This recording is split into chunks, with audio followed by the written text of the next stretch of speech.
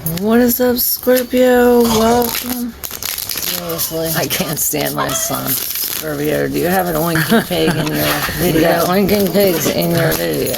Creating problems. The whale and the orca elders. Star brothers. And trust the timing in reverse. So perhaps we're not trusting the timing with some kind of communication. It says share your song, frequency of sound, diving deep, which this is deeply correlated to the Leo reading. Scorpio, and I'm definitely feeling Piscean energy. This star brother says Horus energy, protection, loyalty, safety, and trust, definitely connected to Leo. And this Horus, it's almost as if this is what's taking us higher. I don't know why I would pull in more from here. I want to pull some tarot on these cards, but you have these three in reverse. A new earth, I'm sorry, you got the love. So it almost reminds me of the Ho'oponopono prayer, that this will open it up not only for you but for others. And I keep on like losing contract to who? Losing contract? Maybe losing a contract. Are you losing a contract, Scorpio? And I'm hearing trust fund. I don't know why, but I don't even trust fund what that is. All right, I don't know why I want to call you Leo now, Scorpio. This is the before. So something about the before is really cool, like correlated with now. Perhaps it's because of the lingering thoughts. Maybe we fought to rid these thoughts, and I'm looking down and seeing the Three of Wands, and this is really connecting to the higher beings, really turning our back to the I can't do it and turning within. We got the Queen of Wands in reverse. And look, this Three of Wands, both of these Three of Wands, and this Three of Wands is following the Seven of Swords in reverse. So it's almost like a trail.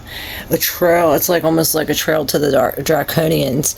It's like the stars. It's like, okay, each constellation is connected to what? It's like the trail. Perhaps this is this esoteric astrology where we're about to let the bird loose, to see how well we trained it. And this is where the Queen of Wands comes in. It's almost like going within because something needs to be released.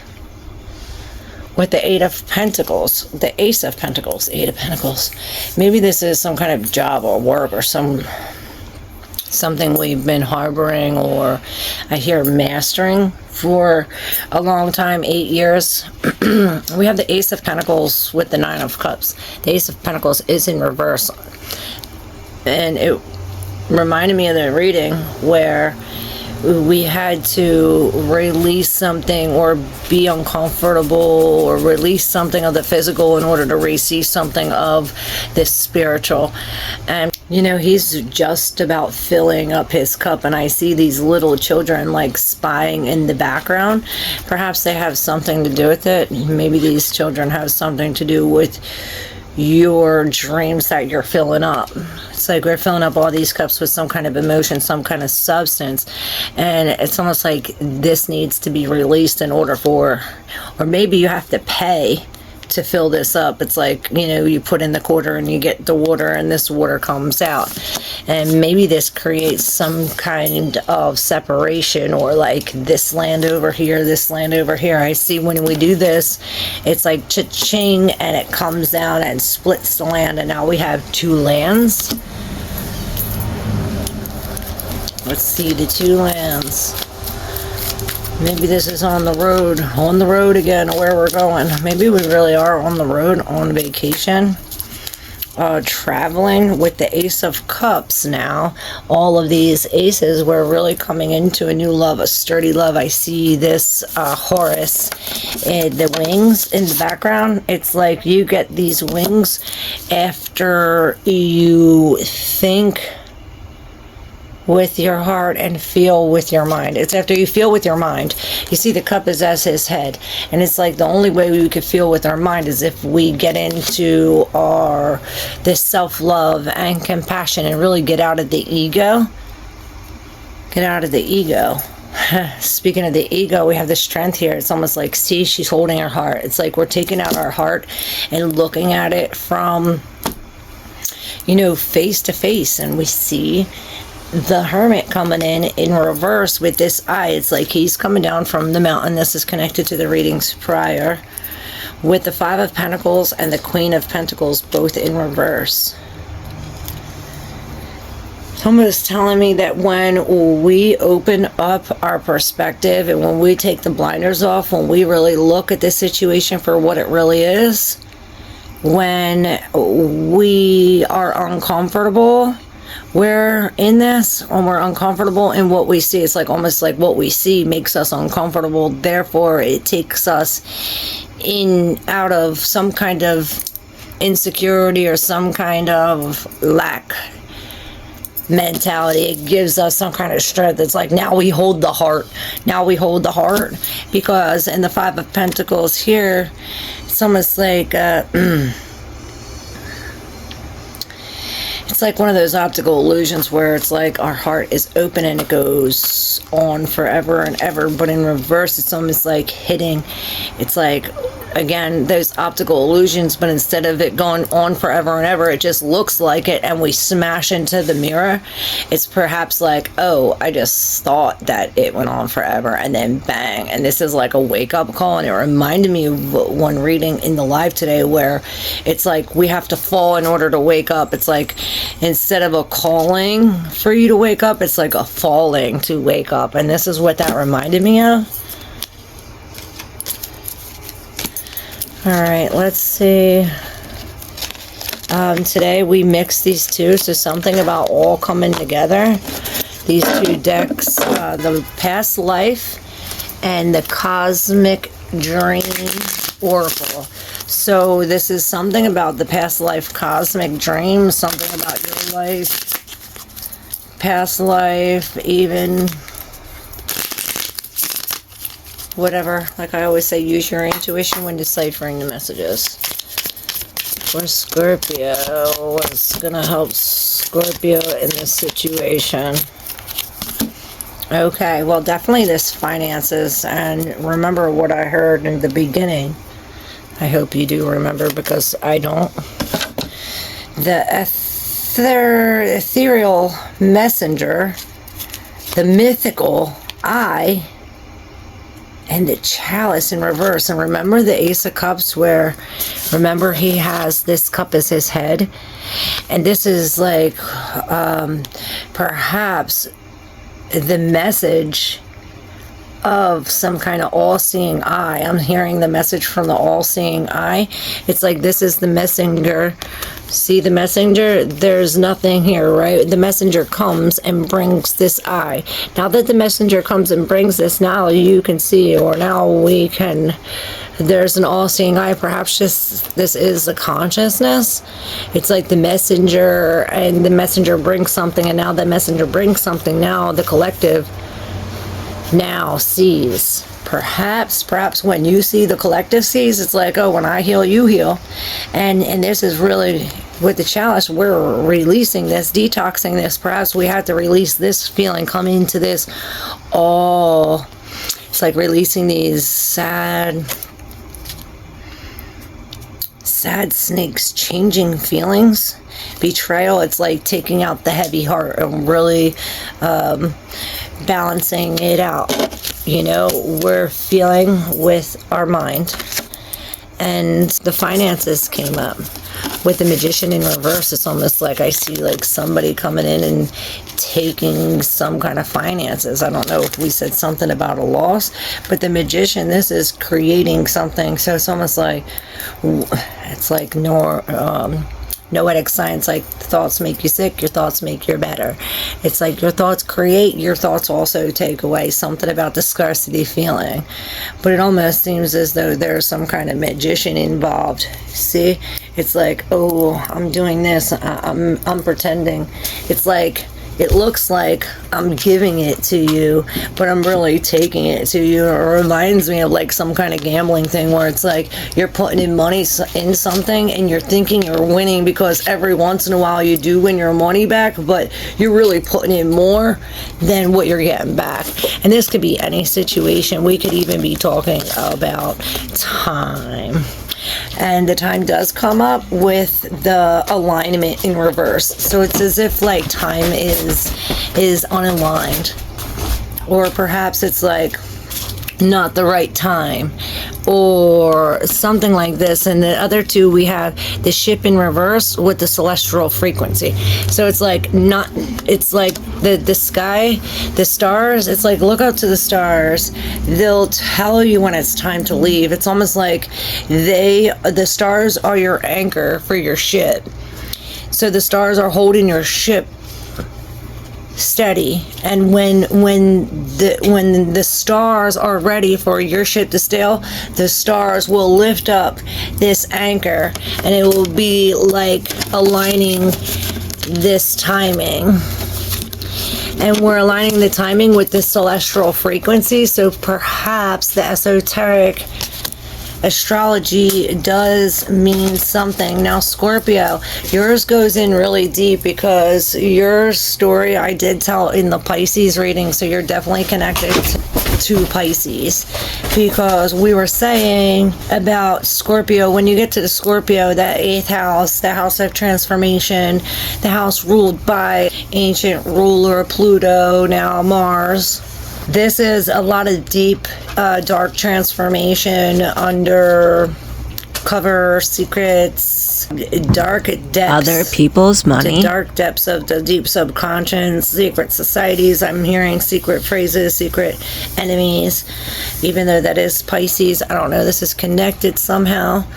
I am now lost, so perhaps getting lost in whatever what we were talking about, because now I forget. Alright, I guess this is what the time and alignment. It's like, okay, well, I guess if when time aligns, it'll come back up. I forget what we were talking about.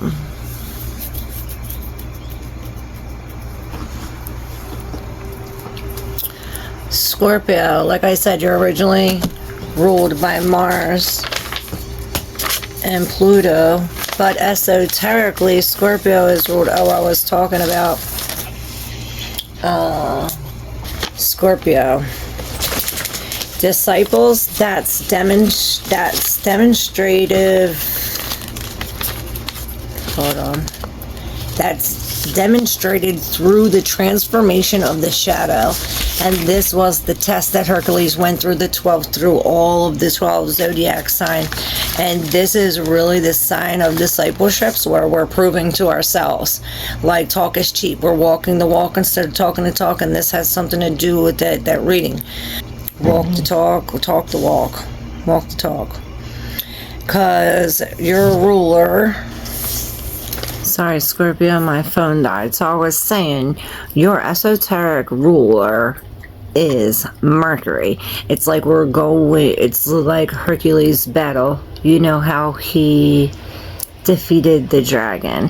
He used his arrow, the same the arrow in Sagittarius, which is the will, the arrow of will. It's like we have to have the will to want to wake up the sleeping dragon, the shadow inside. And once we have the will, it's like the esoteric is the fast track. It's like, okay, instead of going with the sword and trying violence, we're going to kneel and yield, attack it with the mind. Be very strategical. That's why the Seven of Swords came up. It's almost like following the trail. What worked, what didn't work. I hear that, but this is like the hardest, what's the painful is this: we're evolving to this fast track. Instead of using our sword like a physical weapon, we're using the word, the mind, as a strategical tactic, and strategical. I'm looking at breath of the cosmos, my will to thy will, micromanaging the universe. So this is like I was speaking earlier about the whole, and about really, it's about the timing aligning. And this is all about the celestial frequency. The whole Ho'oponopono prayer, really releasing, changing. It's like a change of heart about how we see the overall collective, or how we see everything, connected. Perhaps this is like a messenger, the messenger of the all-seeing eye, how to release it. Perhaps this is what we are releasing. Like I said earlier, when you release, they release. And this is the frequency. It's like the frequency. This thing is turning the time. It's like like I said, the stars are turning, aligning for you. What's for you ain't gonna miss you. That's in one of the readings. Because there's definitely a misalignment. Virgo, it's like something coming together to come apart. But this is why we have to feel with our head and think with our heart. You know, this Horus energy. I'm going to read the Star Brothers, and then my phone's probably going to die again.